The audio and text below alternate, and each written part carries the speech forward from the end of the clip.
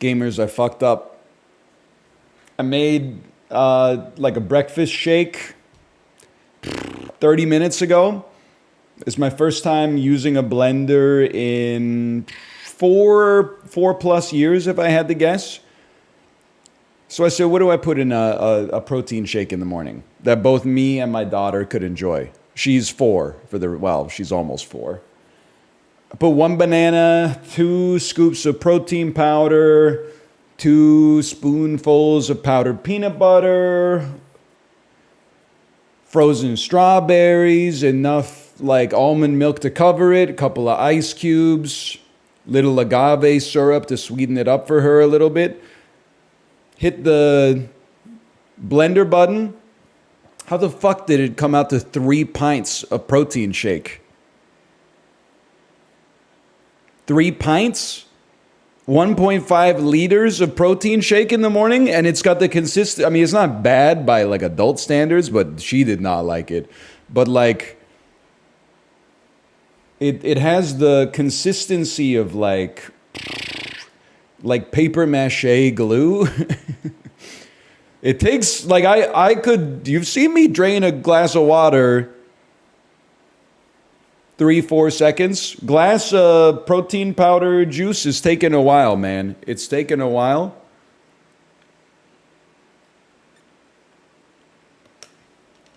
That was a big pull. That was like less than 20 milliliters, if I had to guess. So I think tomorrow I'm going to do the same thing, but like half the size, and I'm going to blend it, and then I'm going to give it to my kid, and then I'm going to put the protein powder in the blender and blend it again and take it for myself.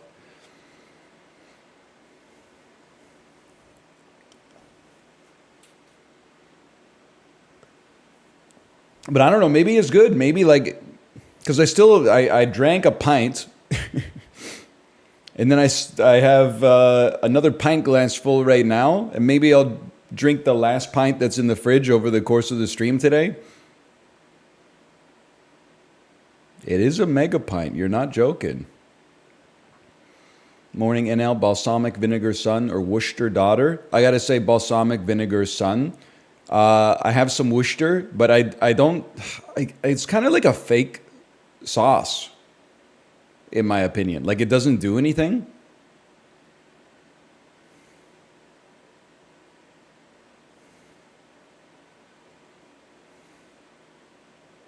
What are you talking about? Like, it doesn't do anything. I don't know what else to tell you. It's like one of those things when you're making like a soup or a stew, you add a dash of it in, and then you go, oh, the Worcester sauce really like brought it all together. But then like, if you did a blind taste test, I don't think you could tell me which one has the Worcester and which one doesn't, man.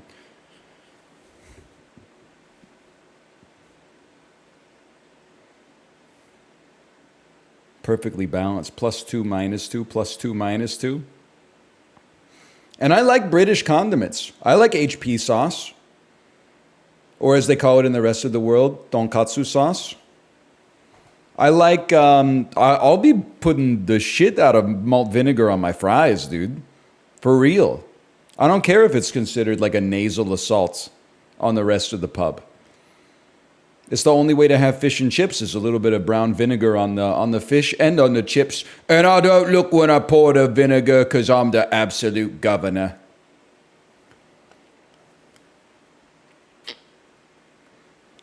If you're hearing weird sounds coming out of my mouth, I swear I'm just trying to generate enough of like a pressure vacuum to get the protein cement into my body.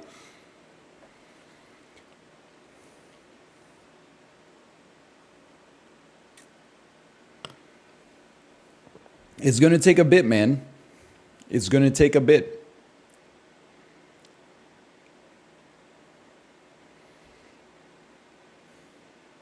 Cut it with liquids. My ass is going to go broke buying almond milk, man. It's crazy. Hang on, I got a message here. Let's see. I'm going to say, let me get back to you.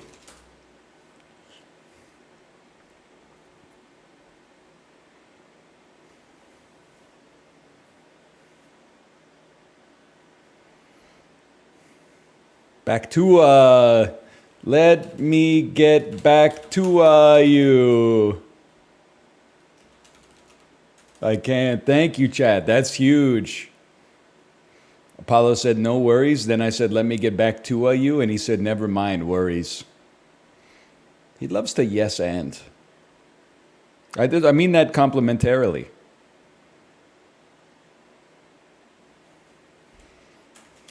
I'm going to put Kek W. When I'm laughing, I love to put a Kek W in the chat. I'm just a different kind of guy.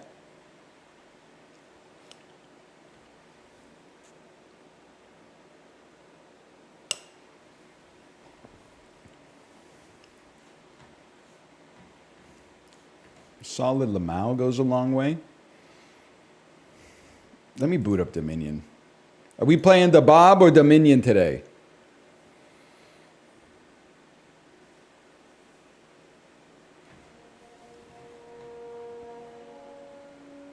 Watch Treasure Planet yet? Be honest with me, you've been posting about Treasure Planet for like 4 days. How old are you?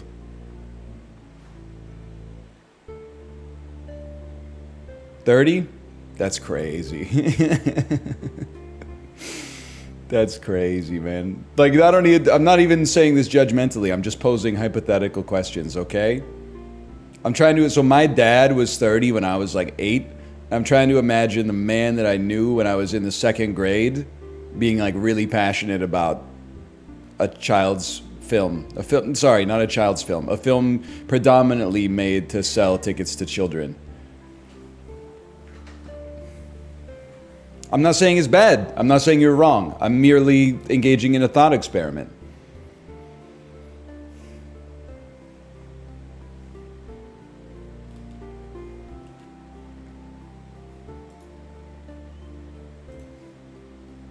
"30-year-olds now are different." That's definitely true. That is definitely true.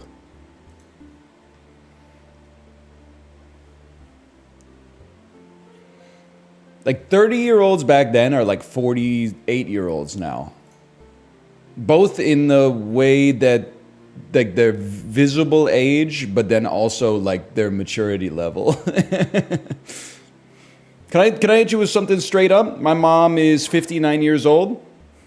God is my witness. I don't think she's ever had a margarita in her entire life. Wine? Sure. She certainly had some wines. I don't think she's probably had like a cocktail or two, but I don't think she's ever had a margarita.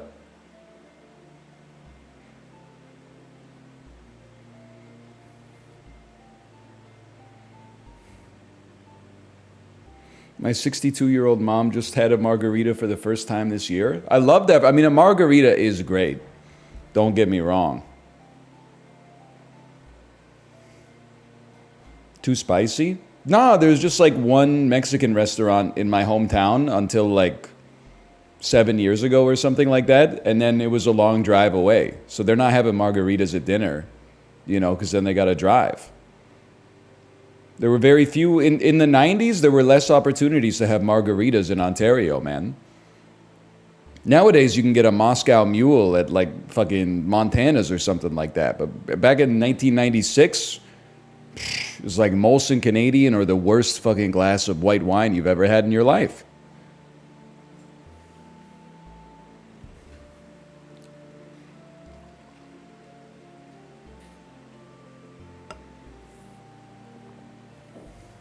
Hang on, I'm halfway through this one.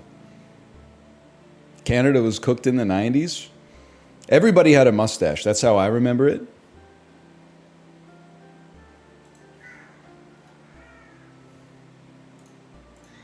True.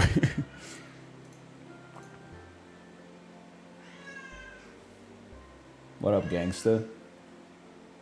Thirsty, huh? I know how that is. Swag. Put her there, bud.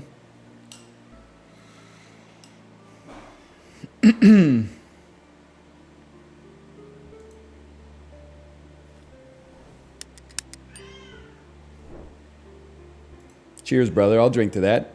See, it's not like it's... Oh, let me give you a little stir, too, okay? Okay, I'll admit when I stir it, it's generating no current, which gives you some idea of the thickness of the quickness, but like it's pretty good. It's just it's too much and it's too thick. It's not old at all. It was made like 40 minutes ago.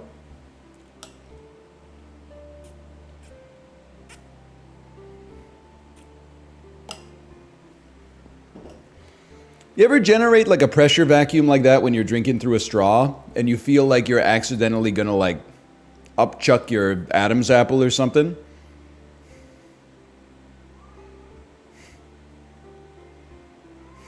Kinda? Yeah, you know what's up. Thin it out? No, because if you thin it out, there's more of it. I know it's easier to drink, but like at some point, I don't want to consume like 3 liters of liquid in the next like hour and a half. I'll settle for 1.5 liters of liquid. Just buy Tech Boy Gruel. It's crazy that I only have a 5% female audience. We literally did one science experiment, and you're like, fuck that, Isaac Newton. Gravity doesn't exist. Just go work at the fucking like coal mine or something like that. What are you talking about? I'm not in the headspace right now where I need solutions to the problem. I just want you to be like, damn, that thing's like a little thick. I know what to do. I'm 35 years old. Next time, I'm going to put less like liquid concrete type ingredients, and I'm going to put a little bit more liquid type ingredients. And then when I blend it, it's going to come out a little bit smoother, okay? You make one cooked protein shake, you don't have to start buying like Huel or whatever like that. Plus, honestly, I'm not going to say what I was going to say, but I was going to say I want about 80% of tech companies that are pretending to be food companies, or are they food companies pretending to be tech companies? I don't know, but I want them to go out of business. I'm not even anti-processed food, but I think I'm anti like food as a lifestyle type thing. Like I'm anti-food subscription service. Like whatever happened to just eating? But maybe that's me being a boomer. Long story short, tomorrow, I don't fear the man who's never failed. I fear the man who's failed 1,000 times, because his protein shake is going to be fucking zooted, man.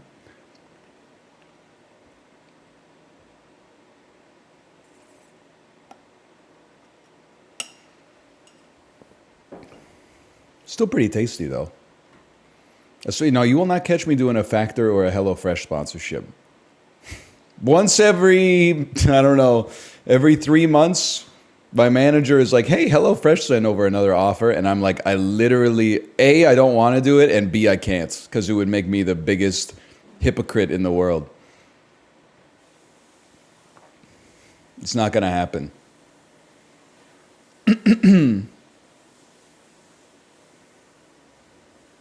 Those little cucumbers.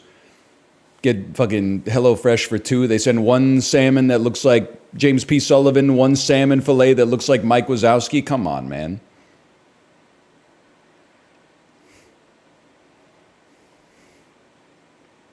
Factor's pretty good. It serves a purpose. Like the pre-made lunches that you just heat up. I had that for like a year after our daughter was born, and I think it served me relatively well, but we stopped doing it because it was like a little expensive. And then also like, well, it got to the point where like 2 out of the 5 meals were my favorite. And then I was like, maybe I should just order those.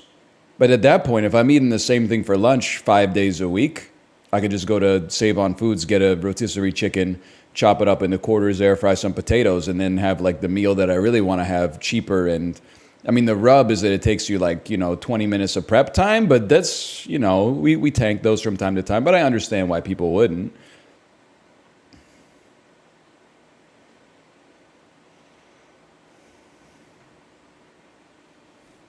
I'm so close, man. I'm so close.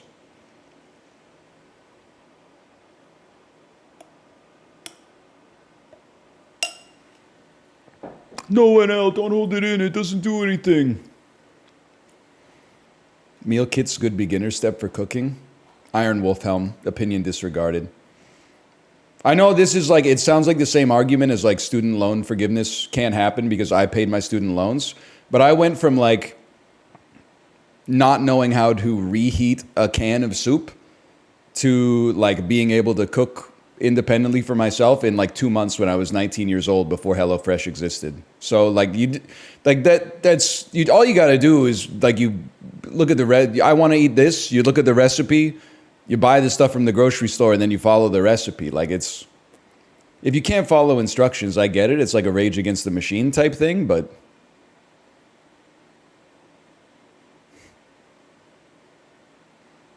you really can also just cook soup by like improvising it. I know that sounds like rife for disaster, but I'm serious. You can't just wing it when you're baking.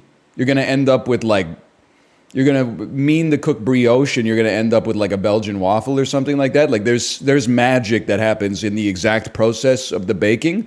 With soup, you could literally be like, what's my favorite meat? What's my favorite vegetables? Chop them up, put them in the pot, fill it up with broth, add like a teaspoon of every seasoning in your spice cupboard and be like, oh shit. What do I call it? That's Greg's soup.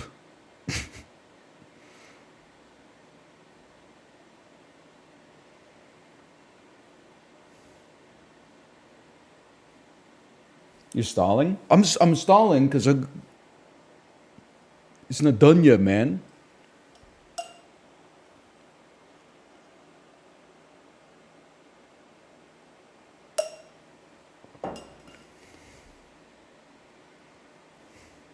You need a wider straw? I guess I could use my wife's like reusable bubble tea straw.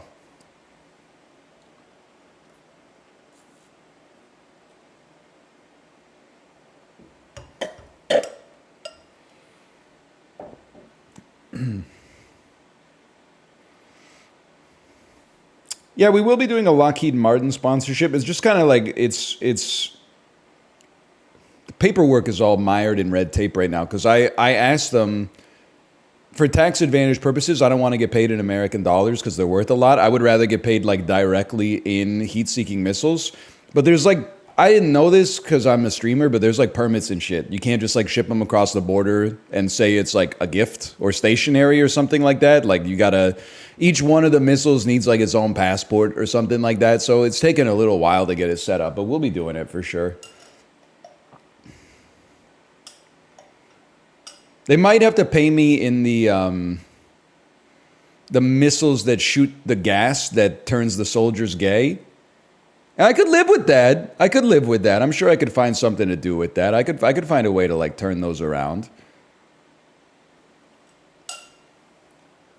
Launching it on your haters, dude. Hitting my haters with the missile that releases the gas that turns them gay. Oh, you forgot to play Eruption on this turn. You would have had lethal. I'm gay. I'm gay. Oh man. This is why I hate video games. They're just like the male power fantasy.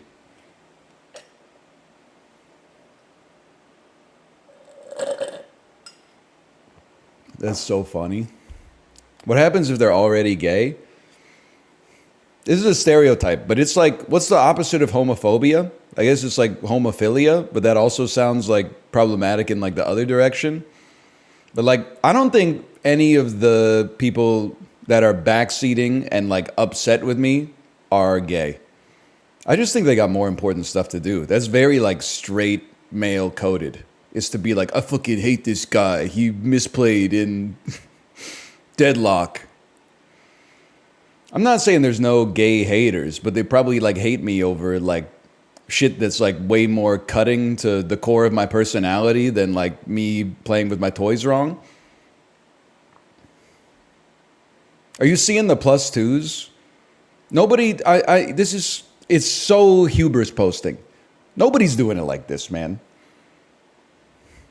Oh, if I say the wrong thing, people might think I'm not an ally. I'd rather just talk about, hey, did you guys watch the fucking new Netflix? No, man, you know I'm an ally. Because I can come I can come borderline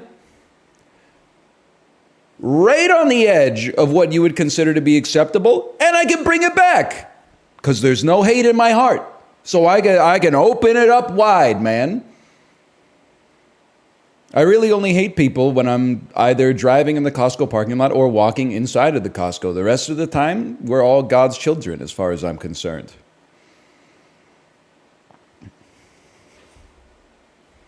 Hang on, give me a sec. I'm going to get the last pint here.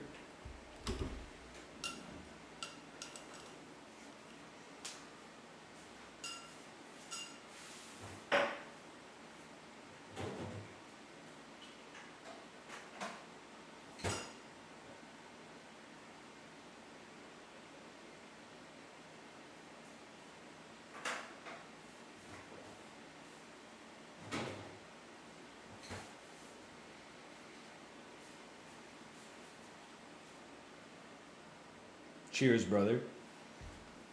As punishment for my fantasy football league coming in last place, I have to spend 24 hours at my chair, but I get 30 minutes taken off for every protein shake that I drink. Fuck you.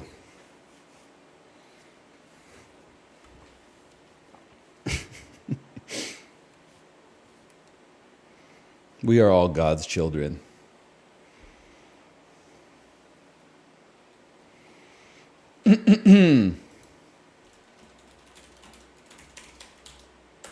People always ask me, NL, are we wearing Bob or Dominion today? Guess what? It's Dominion.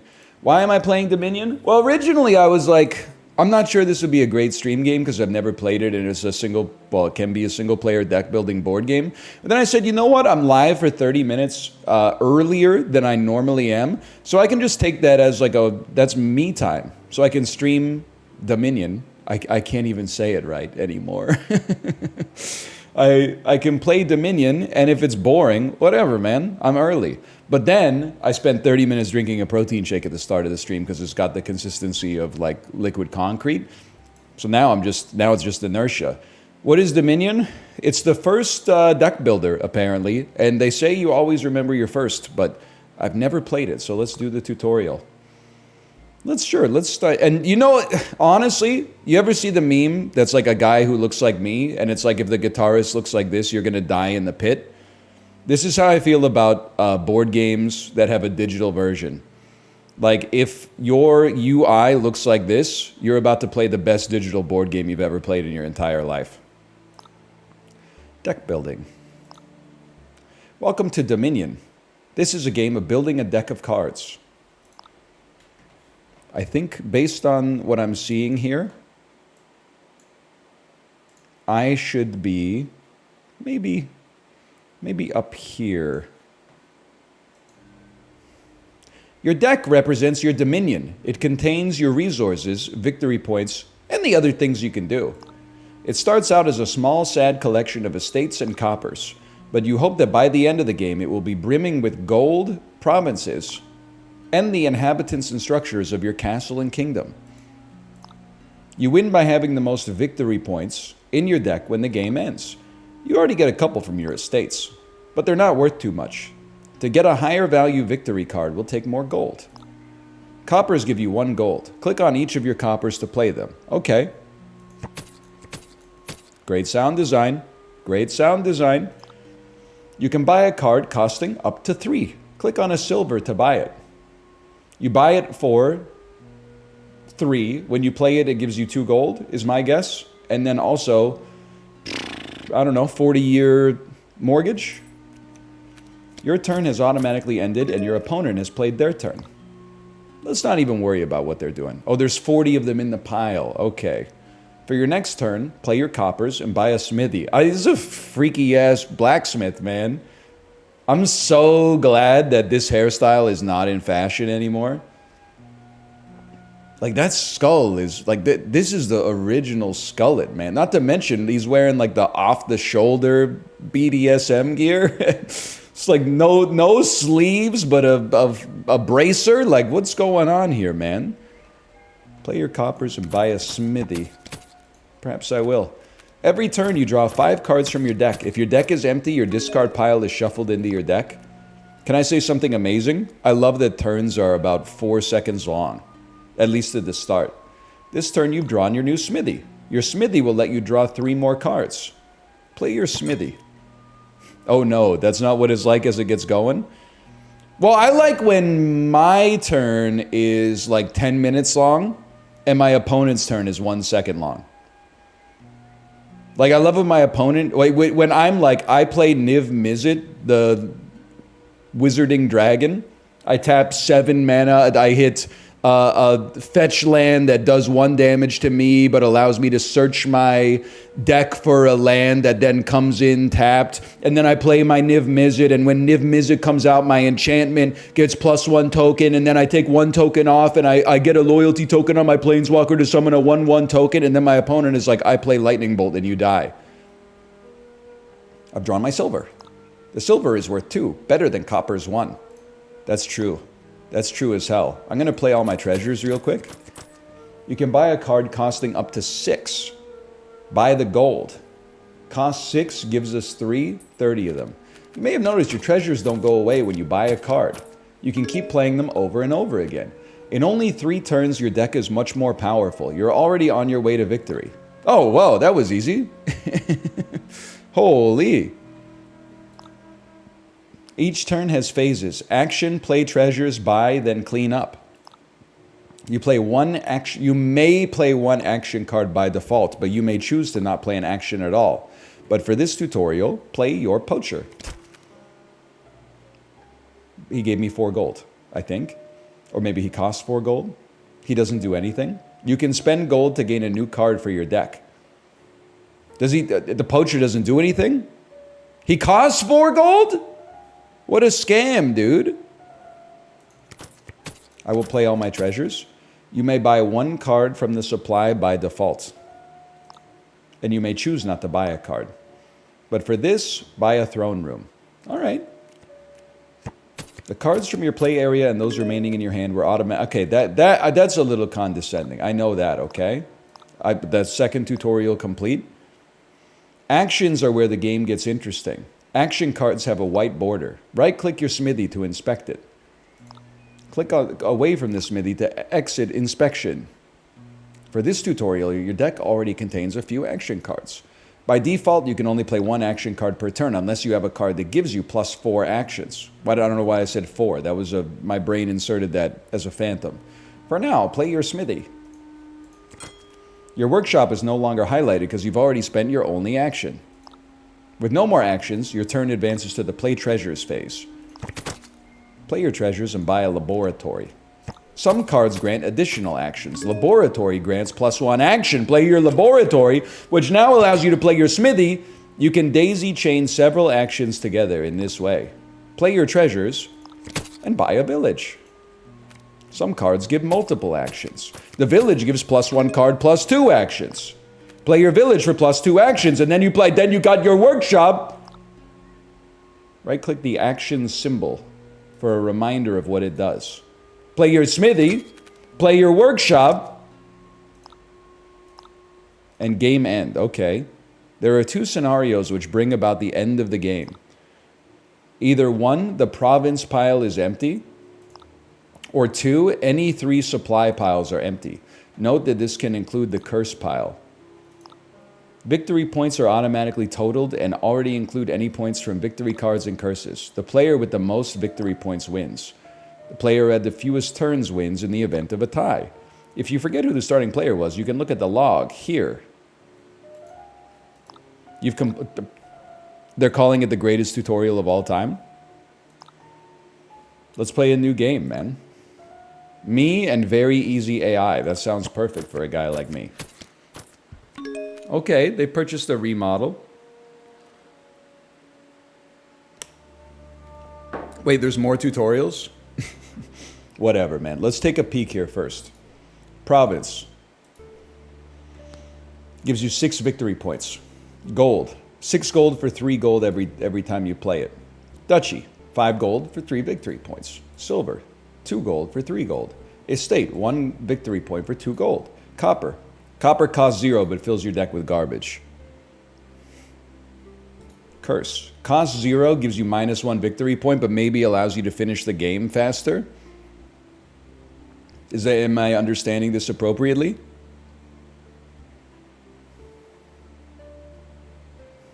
Read the Witch. I'm going to get there. We have to go, we go in time, okay?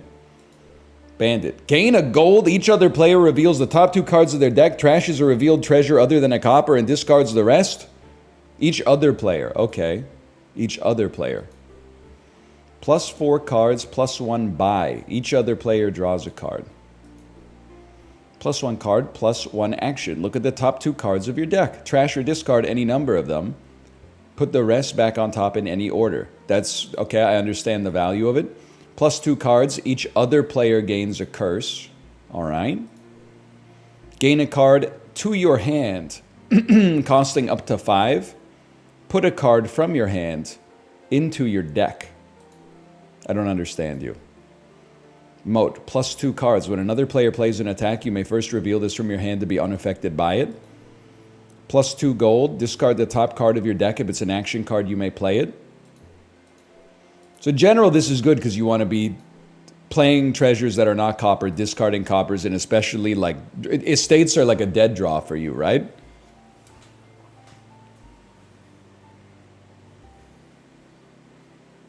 Correct. Okay. +2 gold. If it's an action card, you may play it. Workshop. Gain a card costing up to 4. +1 card, +1 action, +1 gold. Discard a card per empty supply tile. Trash a card from your hand. Trash is like the exhaust, essentially. Exile.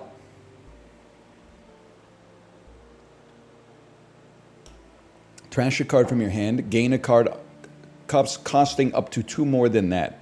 Okay, all right. Well, let's do something.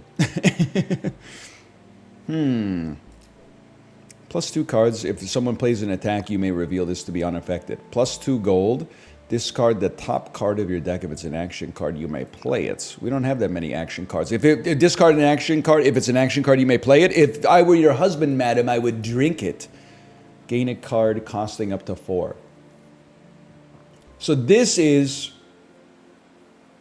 It basically gives us a second buy. And for 3 gold, it gives us 1 extra value at the start, right? I don't know if that what I said made any sense.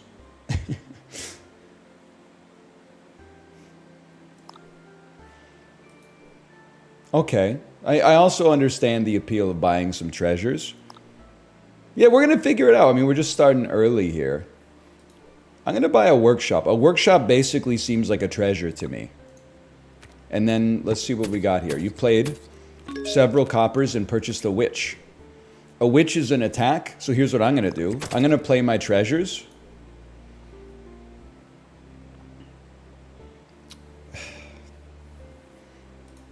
They bought a workshop? I thought they bought a witch. I thought, is there any way I can see their deck? Or do I just see what happened, y'all? The log. I think I might have accidentally clicked something under the UI and I believe, am I P or V, man? Am I P or V? Usually I know. You're P, okay. I'm familiar with that role. All right, so I played 4 copper, bought a workshop. I can live with that. What did they buy? Turn 2, very easy. 3 go to workshop. They did buy a workshop. This time they bought a moat. Okay. We must build a moat. Okay, 4 gold. I now have 2 workshops in my deck. That's more than we need. The buying a moat was a huge mistake because now I'll just never buy any attacks, okay? Discard the top card of your deck. If it's an action, you may play it. I want a trash, man. Yeah, give me some remodels. So like, I understand the concept of a thin deck, Andrew. I'm not going to worry about what the AI is doing, to be quite fair with you. Gain a card costing up to 4.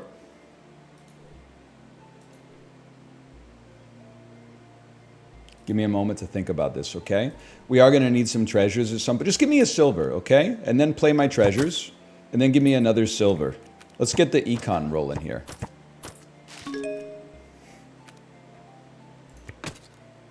Gain a card costing up to 4. I kind of want to remodel so that I can dump my coppers. And then a workshop. Oh, I can only do one action per turn. Maybe my turn's a little too action heavy already. What are the cards that allow me to do another action? See, he's starting to pick it up. Like a sentry can allow us to do another action. Okay. Play your treasures. Give me another treasure. Poacher as well. Discard a card. Okay, yeah. Now we have 5 gold. Start me off with a sentry.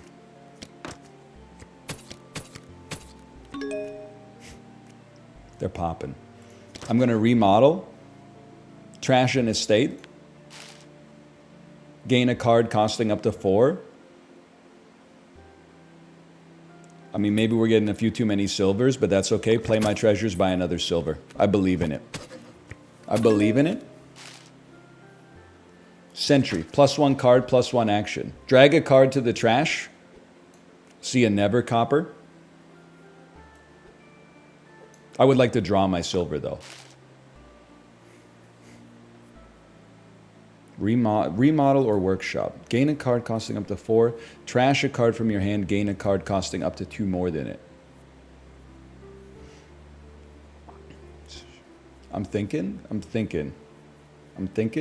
Forget a remodel for now. Although discarding a copper, I understand. Well, that's true. You could discard a workshop and then buy something that costs 5. Because I got too many actions anyway. Holy. Give me another sentry. I don't know. We're just playing cards for now, but that seems okay. We have 4 gold. I'll take another silver. I don't know. We're learning bit by bit. Until we have more actions that let us do more actions, we're okay just on average drawing 1 action per turn. Give me a workshop silver. Play all my treasures. At some point, we got to pivot to some victory points. Oh, there's a summary of what they did at the top, man.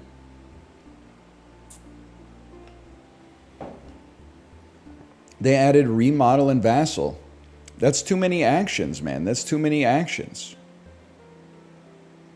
I'll take another silver, and I'm happy letting the econ roll. They've added a council room. +4 cards and a buy. Every other player draws a card. I'll remodel. Trash a copper. Gain a card costing up to 2 more than a copper. I mean, we could always add an estate, kill an estate, and add something better later. I don't know. We're experimenting. We're just studying it. You know how dogs is and all that. I could see the value of moat. Yeah, it does give you extra cards. I'm buying golds. We have received the first gold of the game. Holy cow. What have they done? Added council room and poacher. This isn't sponsored. He chose to play this? How many months subscription? 23 months subscriber, 1.5 year badge. Me when the game doesn't have guns or swords in it? What is this?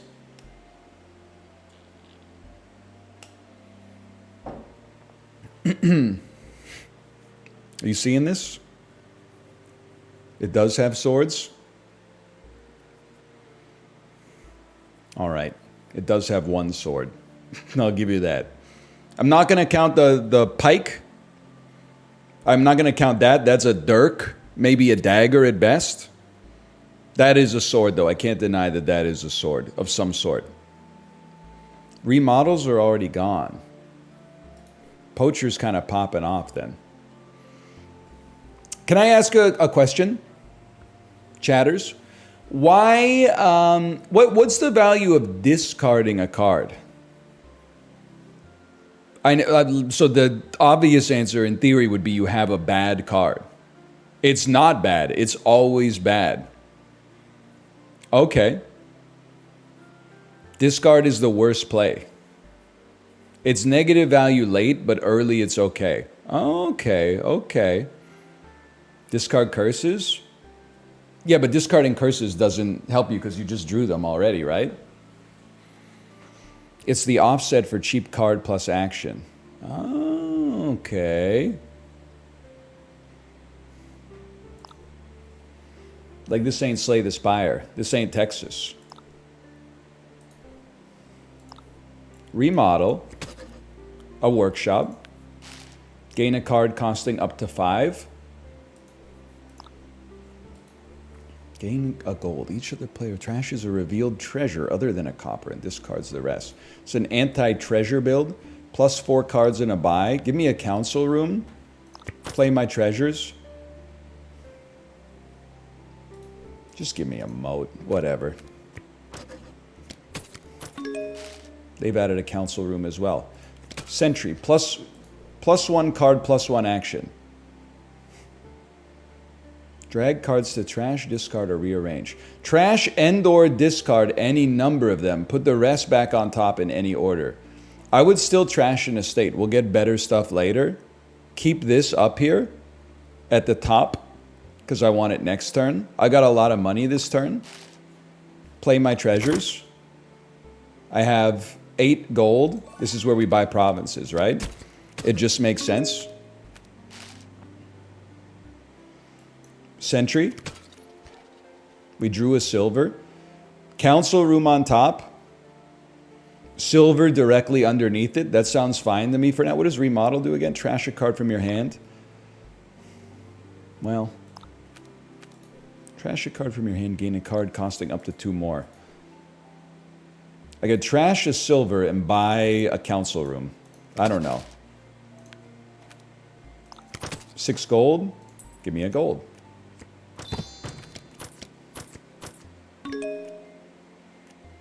Game ends when 3 of these are out or there's no provinces left. Okay.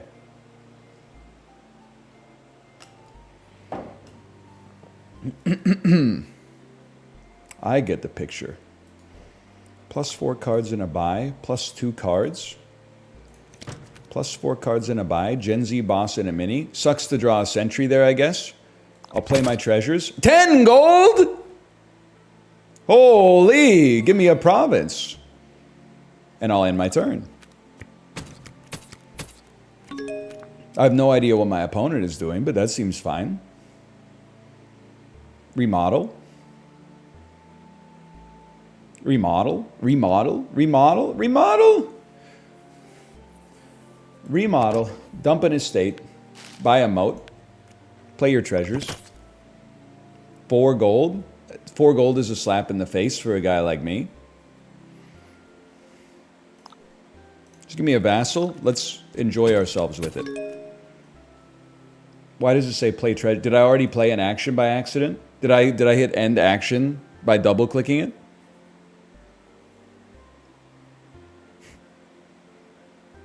I think I may have accidentally double pressed the button.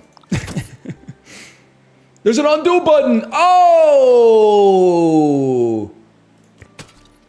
The world is yours. I want to see those up at the top for sure. I know exactly what we're going to do, man. Keep those up. Remodel. Trash a gold. Buy a province. Play your treasures.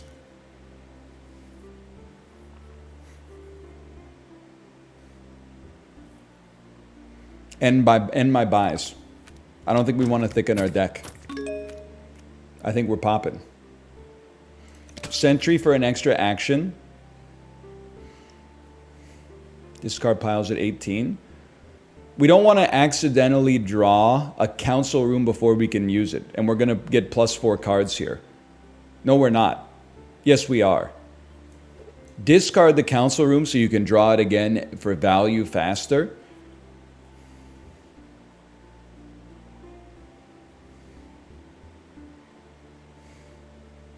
I think it's silver's okay.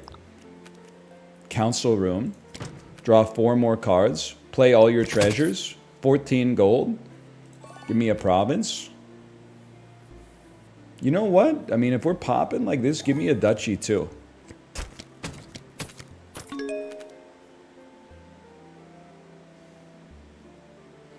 Remodel trashes a card. Vassal gives plus 2 gold if you have an action on top of your deck. I mean, you could trash a copper, but I don't really want to buy something that's cheaper. We'd literally trash the silver. That's unfortunate. That's fine. Whatever. 6 gold. 6 gold, give me a gold.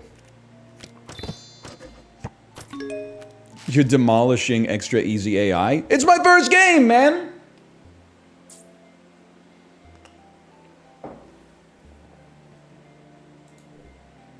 If it's an action, we have so many actions in our hand. Trash a card from your hand, gain a card costing up to 2 more than it. Well, I think just drawing a lot of dookie right now, I would say.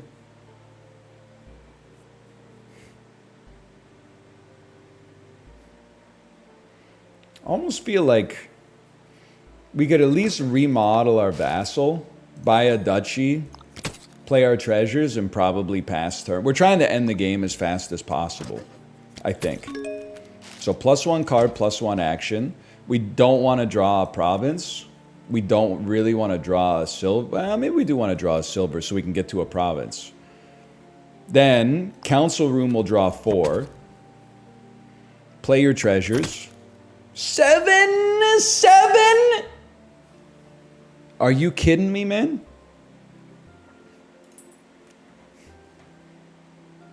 End turn. Chibli, thank you for your +2s on the title. 7 fucking seconds. 8 gold, we buy a province. Chibli, what do you think? Is your kind of game? Play a sentry. 2 provinces go to the discard pile. Remodel to trash a gold to buy a province. Play all your treasures. 5 gold, give me a duchy.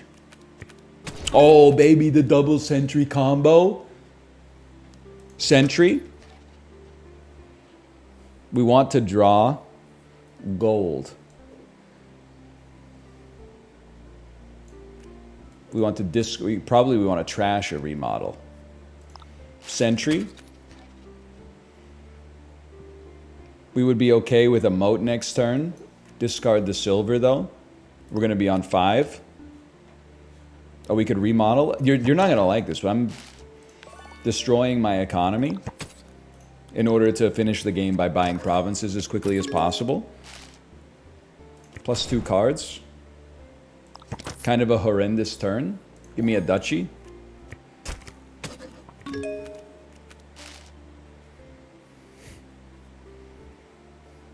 Council Hroom me.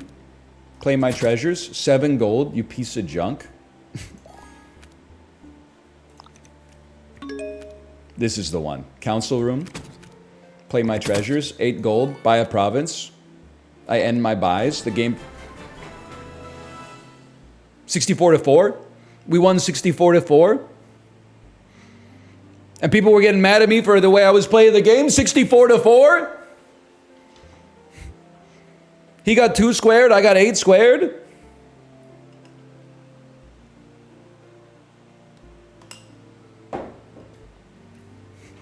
Wait, are you serious? How many victory points do you start with in your deck?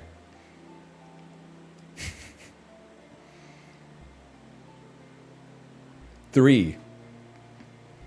Those are rookie numbers, man. Okay, I'm not going to replay the set. Are you crazy? What is this, Tekken 6? But I would, come on. Come on, give at least... Oh.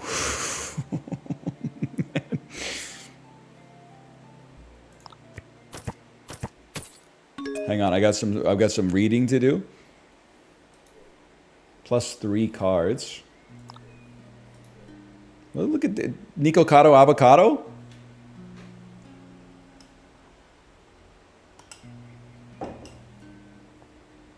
Am I wrong?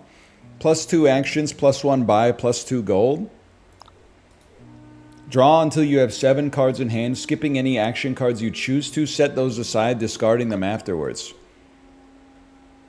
You may trash a treasure from your hand. Gain a treasure costing up to 3 more than it. So you can... This is sick. You can turn your silvers into gold, and you could turn your coppers into silver. Which gives a curse. Moat defends and draws. Vassal can give you a free action. Workshop, I wasn't a huge fan of it. Jamie Heineman, gain a silver onto your deck. Every other player reveals a victory card from their hand and puts it onto their deck. So this is good because revealing a victory card and forcing them to draw it is bad, right? You may trash a copper from your hand for +3 gold. Okay. Okay, 3 gold.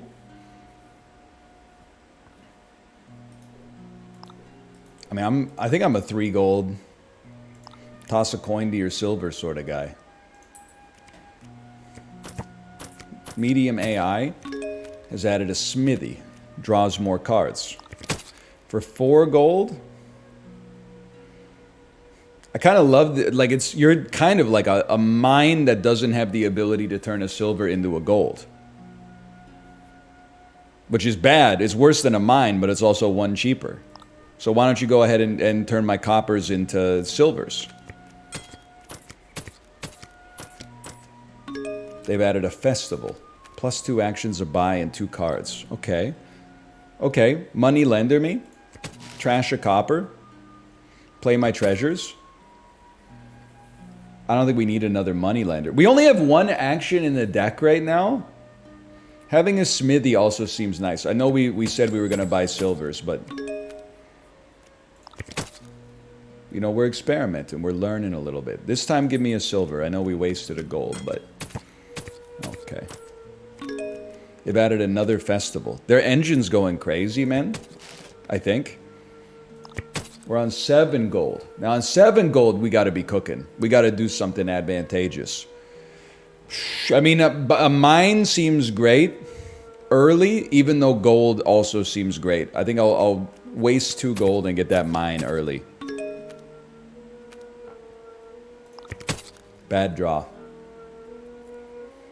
Bureaucrat. Gain a silver onto your deck. We probably don't need another money lender. Let me get a smithy again. Horrendous draw.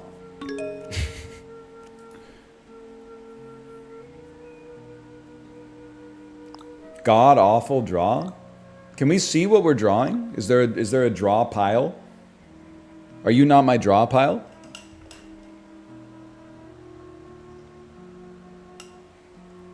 You can't see your draw pile? It's face down, but I thought like I could see what cards were in it at least. Not the order that I'm going to draw them, but... Trash a treasure. Gain a treasure.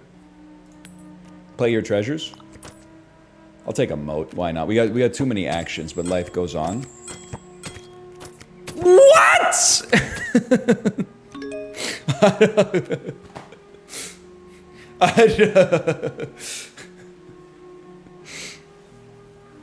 Well, this one's a learning experience, okay? This one's a learning experience. That's fine, man. You know what? I've learned that festival must be good. Trash the treasure to gain gold. Play your treasures, buy a festival. Now we're talking. Festival smithy, smithy, copper, silver, festival vassal. Smithy. 5 gold. Give me another festival. When in doubt, buy festivals, man. And vassal too? Vassal's giving them like free actions. Vassal is like, oh, I only have 1 action, but I have a vassal. But I could get a festival off it and get another vassal. Okay. Or get another festival, I should say. Play the money lender. It trashed a copper, right? Play everything else, buy a gold. Oh, brother. Oh, brother.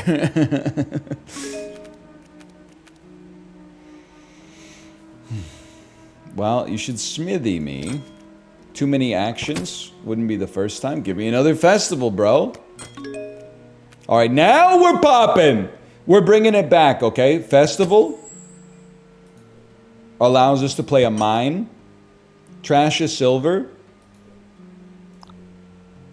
Turn it into a gold. Play our treasure. We needed more draw off of it, but that's fine. We got 6. We're all out of festivals, man. They got 8 festivals. I got 2. Festival, smithy, festival, vassal, smithy, festival, copper. You know what? They don't have that many oh, but they're buying provinces. They're trying to end the game. Festival. I need draw, man. You need draw. No. We got enough actions. Don't fall victim to idiocy. A useless money lender. All right, I'll end my actions then. 5 gold. Give me another smithy, bro. This is our turn. Okay, you ready?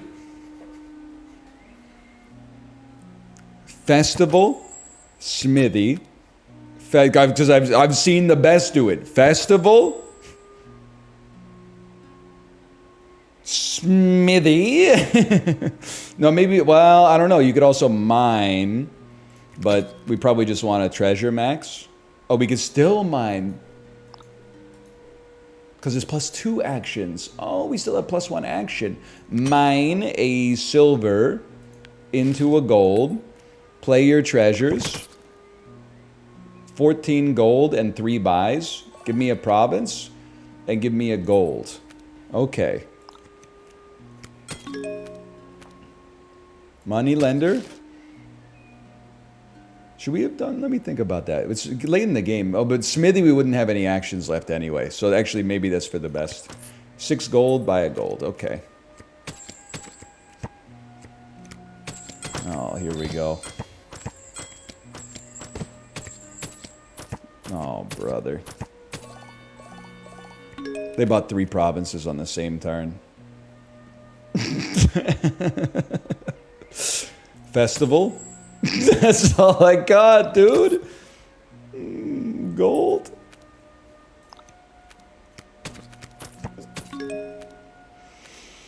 Smithy. Give me that province.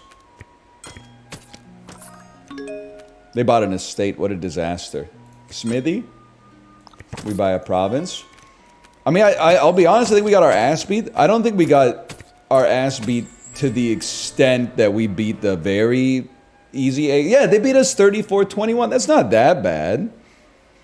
Now you know why most people house ban Festival. It does seem like if you have 5 or 6 gold, you just like buy festivals every time it shows up, right? Like it gives you something and replaces itself.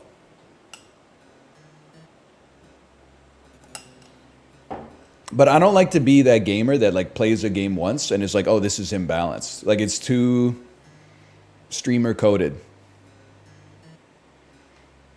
Like you think they spent 4 years developing the game and like tweaking it based on the data that they got in their design approach. You play it once and you're like, this is busted. +1 card, +2 actions. Okay, I see the sickness there. That's great. A lot of skullets back in the medieval era, huh? Each other player discards down to 3 cards in their hand with no moats to defend. You may play an action card from your hand twice. What the hell? +1 action, discard any number of cards, then draw that many. That actually seems incredible as well. Is that a sign of a good game, that every card seems OP? Trash up to 4 cards from your hand. Bro, an early chapel?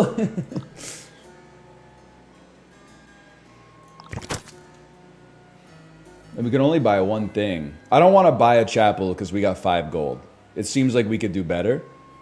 Draw until you have 7 cards in hand, skipping. Okay, so draw. You could. That's great for treasure maxing. Don't get me wrong. +1 card, +1 action. You sort your victory points either into the trash or the bottom of the deck. +2 gold. Each player discards down to 3. Gain a silver onto your deck. People concede to turn 1 sentry. Really? All right. I mean, we got 5 gold. Let's take. And then I love my turn 2. Play treasure. I'm gonna buy a chapel.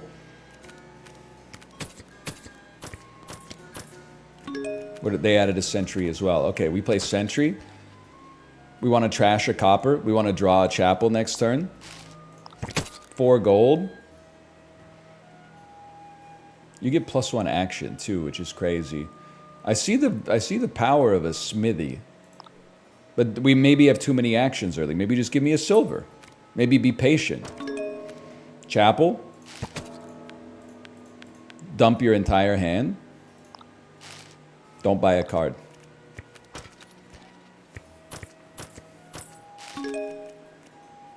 Sentry. This is dangerous, I guess. We might get Treasure locked.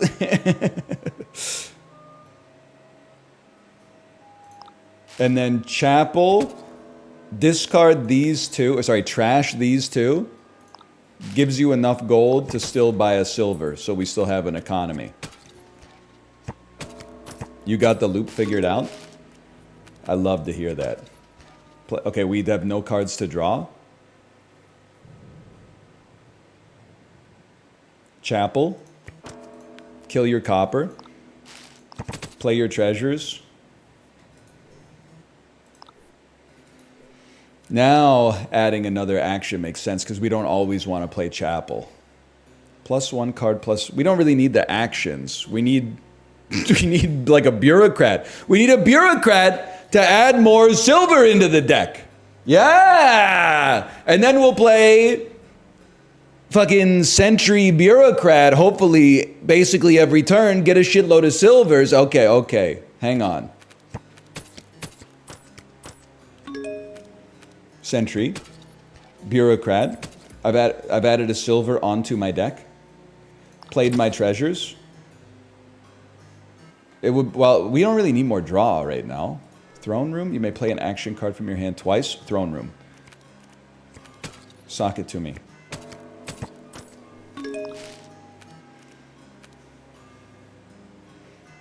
Now, we have to talk about the loop on this one a little bit, okay?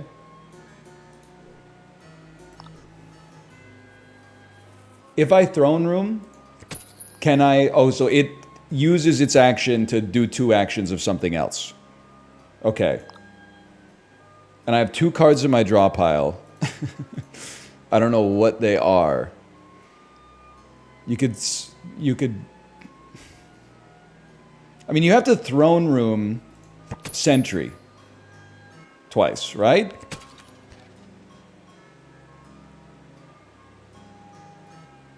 Because then you can still play Bureaucrat once.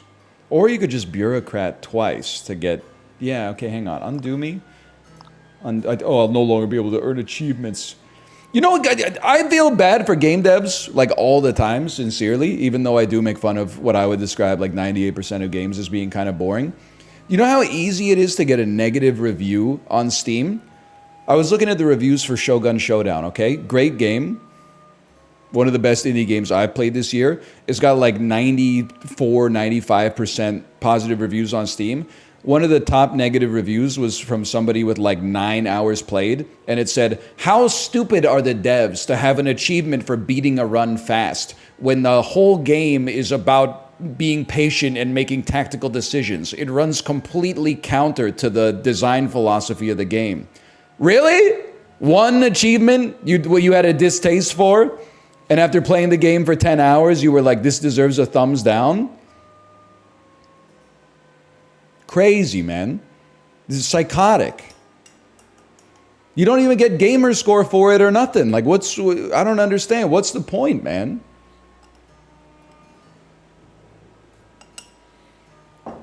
One fucking achievement? It took you one fucking achievement to piss me off? Okay, 2 silvers in the deck. I mean, someone said village replaces itself. That's all I need to know.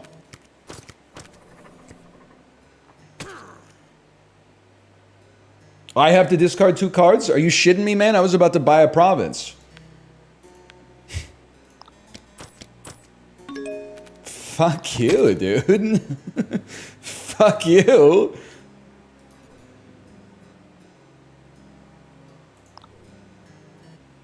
Gold.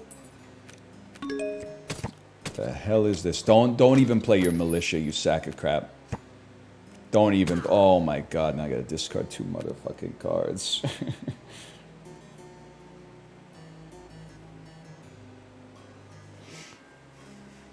It's alright, we'll draw it again. Watch this.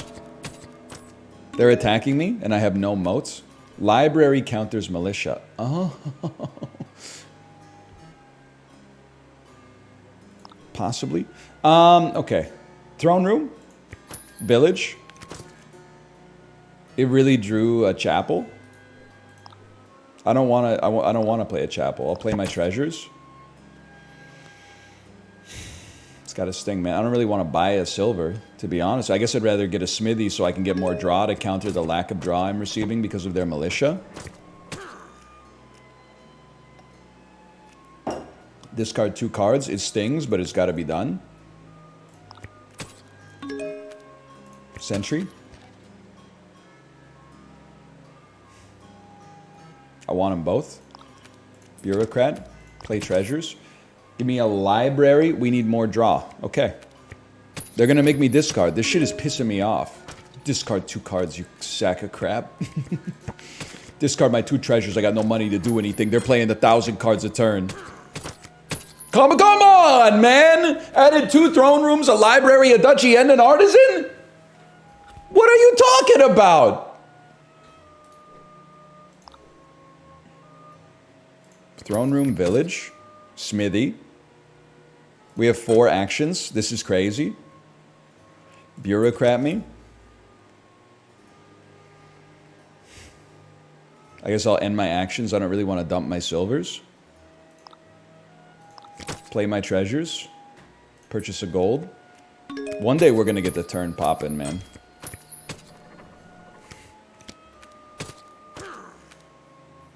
I have to discard 2 cards twice.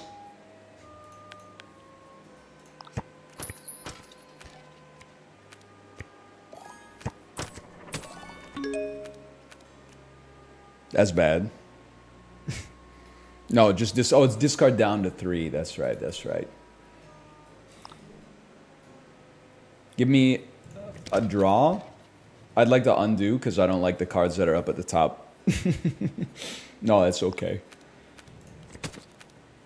Keep it or set it aside. We have no more actions, so set it aside. Set it aside. 16 gold. Can only buy 1 thing, but at least we got a province. Okay, okay, now we're talking. Village. Drew a silver. That stings a little bit, but I don't know what that means. I guess I played something which allowed my opponent to buy a victory point. Or receive one, perhaps even for free.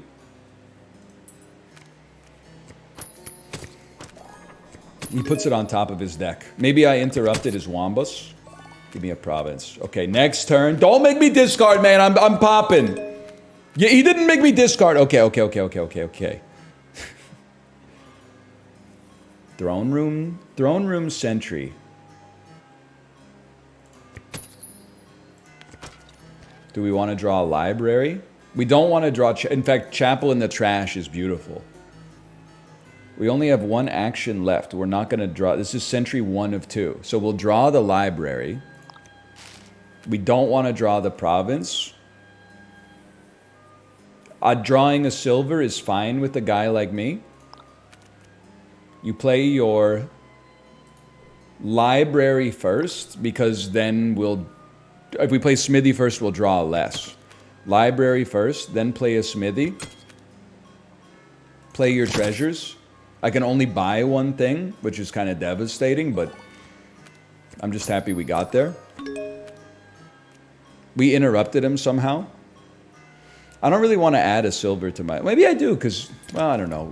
If anything, we have too much economy, but maybe that's good. Maybe that's good. Here we go.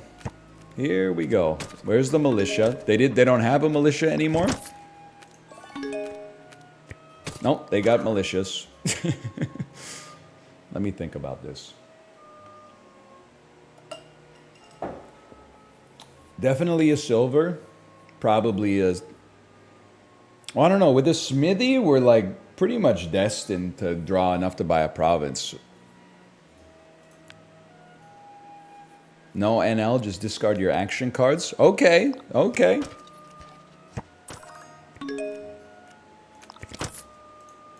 I'll take your word for it. They're calling it the worst draw of all time. I would set it aside. I would set it aside. I would set it aside. And I would purchase a province and end the game. I think I own you, little bro. Oh! I mean, really, the AI won because they got to play lots of cards, which is like very valuable. That's a lot of fun.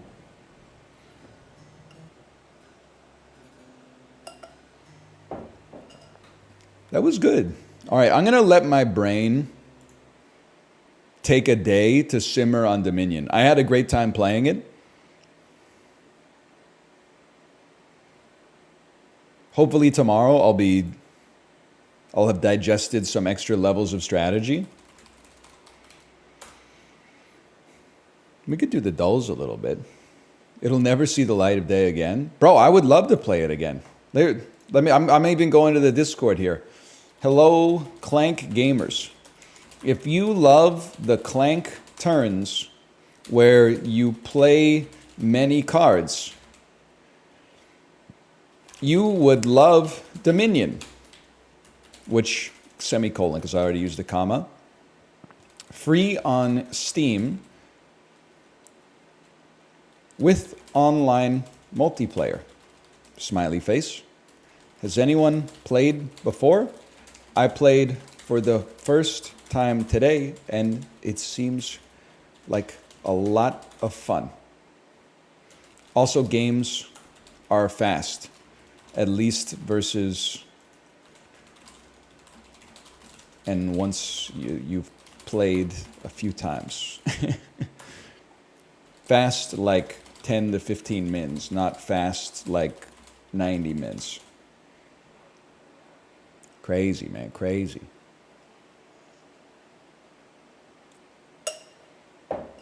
Wingspan was also fast. I'm not mad at anybody because I understand how it goes when you're playing a board game for the first time. One of the reasons that Wingspan took forever for us, apart from it having 5 people, which was my bad, is that when you take an action, sometimes it allows everybody else to take an action, and the action literally is like grab a food from the bird feeder, but some people were taking like 3-4 minutes to grab a single dice from the bird feeder, okay? That's all I'm saying. That's all I'm saying. If there was like a 20-second turn timer for actions that were like literally pick heads or tails, then that would have sped up the game a lot. But instead, people were like they were bantering, they were looking at chat, and then we're sitting there for like 2 minutes while they've got the action. It's true, but you can't say, I know you're the bad guy if you say it, man. And then you're the bad guy if you say, hey, could you take your turn? People were like, oh, I'm sorry, it's my first time playing it.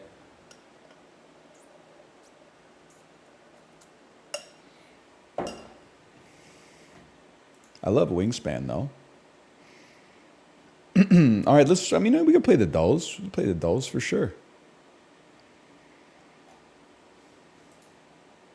I've almost finished my protein slop.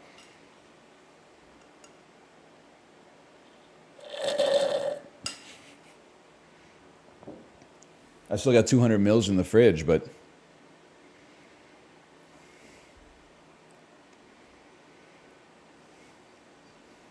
no, I don't think I'll be playing any more intense board games. If any, board games, I feel like in a way they've moved in the wrong direction. Like the world is ready to embrace a new pantheon of easy to teach board games that are fun from ages 8 to 80. I am Sushi Go posting. I think I'm not saying that the difficult board games shouldn't exist. It's good that they exist. I'm just like, I'm sick of people showing up to board game night with like some shit that weighs like 38 pounds. How about something that's just like in a box and it's like 2 dice and then like a deck of cards, and the cards are like different than a normal 52 deck of cards?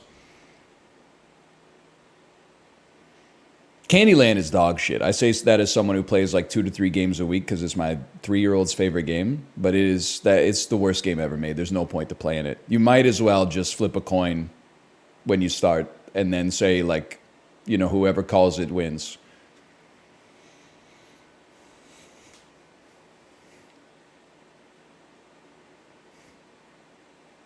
Is Candyland or Monopoly worse? Candyland is 100 times worse. I think Monopoly is not good, but I think personally it's overhated. If someone showed up to board game night with Monopoly and they were like, I love this game, I would be like, fine, let's play a game of Monopoly. Let's have a couple beers. You know, whoever, like, we don't have that much control over who's going to win, but we can still enjoy watching it play out. Candyland, like, you literally don't make decisions. Monopoly, at least you have decisions. But in Candyland, it's just like, I got red, move to red. I got green, move to green.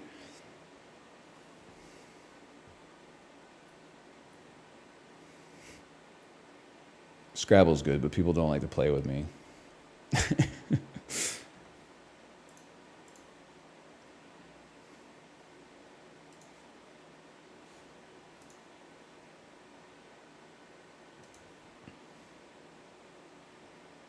Ever tell you? I'm sure, librarian, you can check this. I played in a Scrabble tournament in my hometown. I was maybe 8 or 9, and there was like a youth division at the tournament.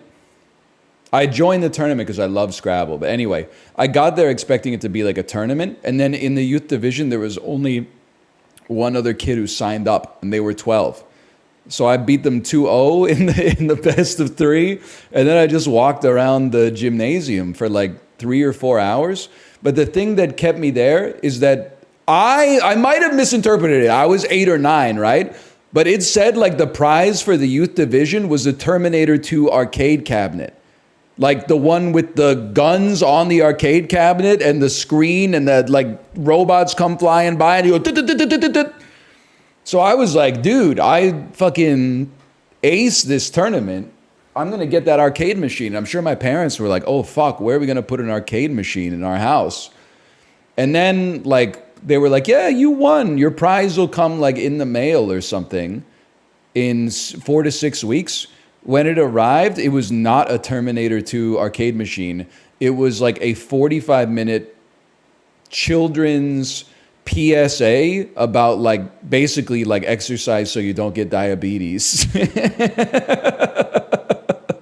Like almost to this day in my entire life, I'm not sure I've ever felt more betrayed. Even though I probably read the advertisement wrong.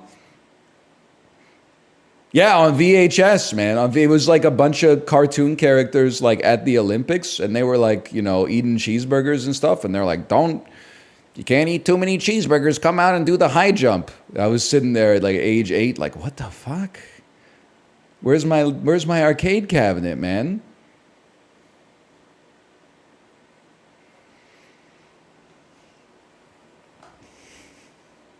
I mean, I was like, it doesn't, even as a kid, I was like, it doesn't really make economic sense that like 2 kids who paid $5 each to enter this tournament would somehow win a prize that was worth like $2,500. But so I wouldn't say like I was stunned that I didn't get the arcade cabinet, because like that was sort of like Occam's razor, but anyway.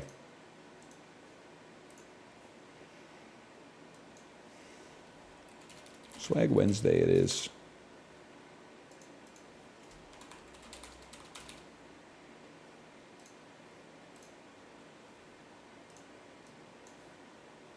The dolls.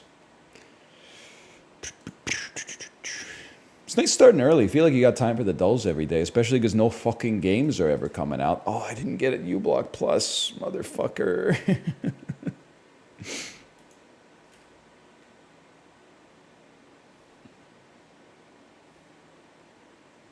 Is it uBlock Plus? uBlock Origin.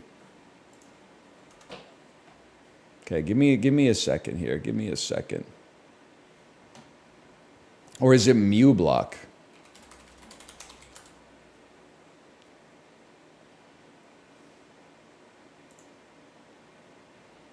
I would like to get it. Is this just a joke when it says this extension may soon no longer be supported because it doesn't follow best practices? Like, is that Google being like, we know you exist, so don't get too comfortable?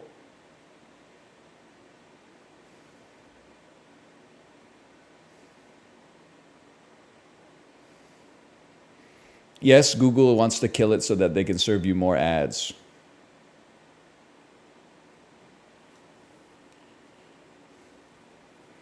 Google fucks the add-on a bit.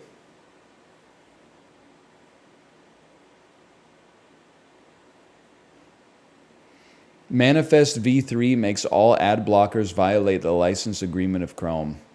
Motherfucker.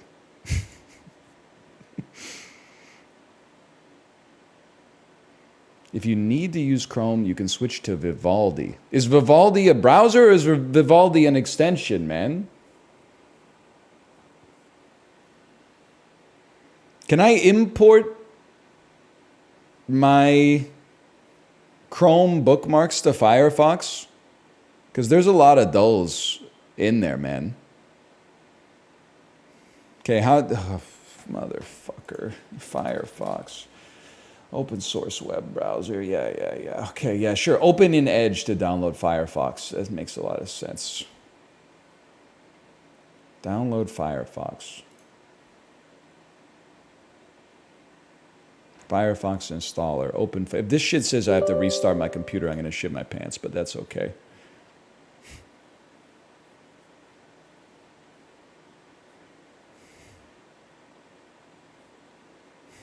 Firefox and stereo. I know. And then my wife bought a 4070 Ti, but it didn't fit in her case. So I think I'm going to inherit her 4070 Ti.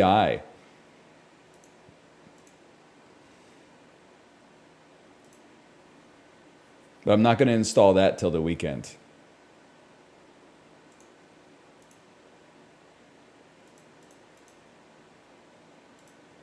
Hang on, I'm importing my bookmarks to Firefox. Hey, Ghost Pepper, thanks for the gifted subscriptions. Thank you. What do you have right now? I got a 2080 Ti. Also, I don't even want to tell you this. It's only because I have a commitment above all else to keep talking that I'm telling you this. I feel like my PC is already running a little bit better because when I was looking to see like what CPU fan I had last night, I realized there were 2 foam yoga blocks right on top of like where the fan spits out hot air. When I picked up the yoga blocks, the bottom one was like hot as fuck. So that's, you can see them. They're next to Tomo now. Did you fix your mono audio? Yerp. Okay, now I'm on Firefox. uBlock Origin. Feels so weird having like an untouched browser, man. The default autofills. YouTube, Facebook, Reddit, Wikipedia, Twitter. 4 out of 5 ain't bad, I guess. uBlock Origin. Not from the Chrome web store, please. From the Firefox web store. Get uBlock Origin. 16,000 5-star reviews. You know the difference? I'm starting to realize why people love Firefox and hate Chrome. On Chrome, they said, don't get too comfortable. We're going to disable this shit. On Firefox, it says, this app is recommended by the Mozilla Foundation. Holy shit, dude.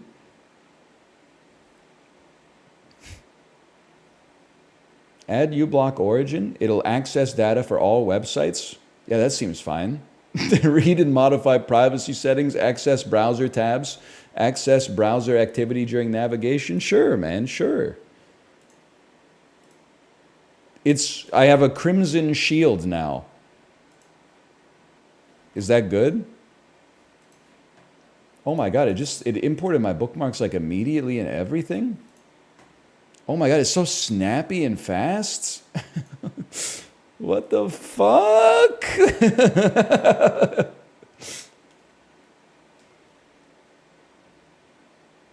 It's scrolling at like 120 FPS. Dude, this is crazy. Librarian, thank you for the gifted subscriptions. Thank you. Look at this, man. Oh, maybe it won't take like 3 seconds for the Pokemon to pop up.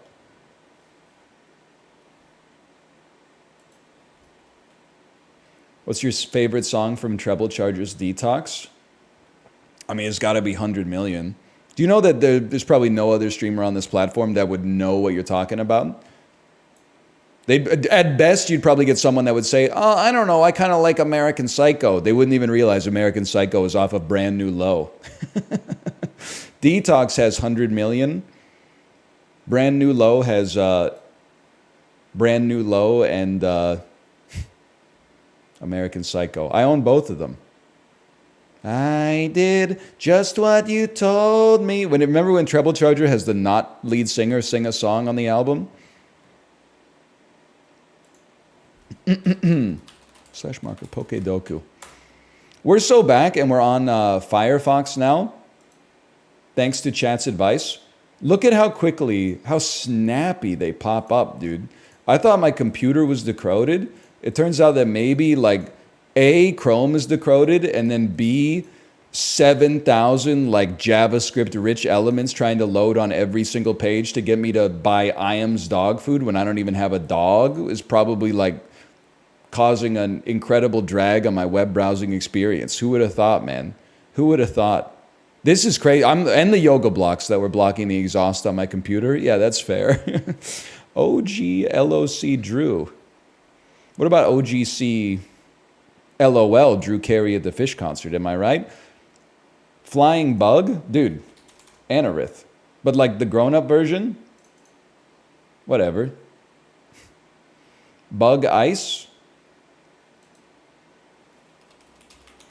You can't tell me that Venomoth is not a flying bug, but we're going to come back for that in a second, okay? Alola Fairy is not possible. Middle evolution flying is very easy. That's Pidgeotto. Ice middle evolution, that's a gimme, dude. Give me Pillowswine. I'm loving the haircut, man. The beanie haircut. Middle evolution fairy. Togetic. Oh, you want it? Then two shinies 2 days in a row? Shiny Togetic is that's great tech as well, man. Because that's going to be a shiny Togekiss, which is one of the... Am I right, Sir Toasty? Is in Pokemon Go, isn't that a goated Great League Pokemon because it's bulky as fuck? Tell me I'm wrong. Plus it has fairy typing, which can take people off guard, right? It's pretty good. I'll take that. It's pretty good. It's no Meta-type red or whatever, but it's a great support Pokemon. Alolan Ice? Raichu Alola? No, I got it backwards. That might be right anyway, but I'm thinking of Alolan Ninetales. That's like the default Alola Pokemon. Okay. Bug Ice. Bug Fairy? Bug is tough, man. Bug is tough. This just feels right, but it might be poison. It's a flying bug. I don't know what you want me to say. Can I blow your mind? So my daughter has this book called like Butterflies Are Pretty Weird or something like that. And in it, they have like some wordplay. They're like, I've got some facts about butterflies that will make your 6 legs tingle. And she was like, what is 6 legs? And I was like, let me teach you something. All insects have 6 legs. And she said, what about spiders? And I said, what a great question. Spiders are the most commonly mistyped animal. They're not insects. They're actually called arachnids. Didn't expect her to really pick that up. 2 days later, I read the same book and I said, what kind of animals have 6 legs? She said, insects. I was like, what? I didn't learn that until I was like 21, man. Then I said, what about spiders? And she said, they have 8 legs, but they're not insects. And I said, what?